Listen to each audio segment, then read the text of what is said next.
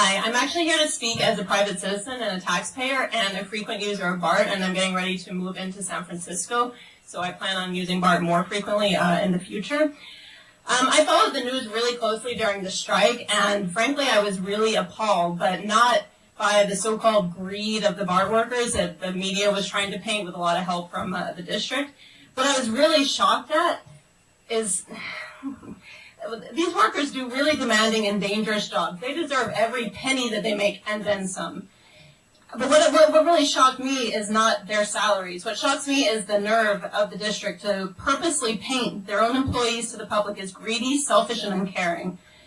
They've tried to spin it that the strike is all the fault of their employees and happened despite their best efforts to settle the contract. But then I found out that the general manager makes $320,000 a year, got a $20,000 raise. After 2 years, she'll have health care for life. She's entitled to a full year of severance pay regardless of how she performs her job.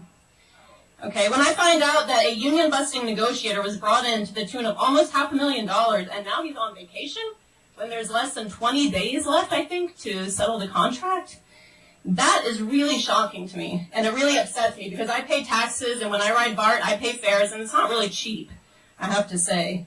Okay, this guy has a history of illegal labor practices and provoking strikes. If you guys were serious about settling a fair contract with your workforce, why would you hire him?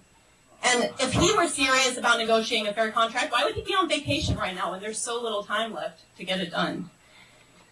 Okay, as a taxpayer and as a fair-paying rider of BART, I would far rather than my taxes and my fares go to these hardworking men and women sitting in this room than to the overpaid and underperforming GM and a notorious union-busting negotiator.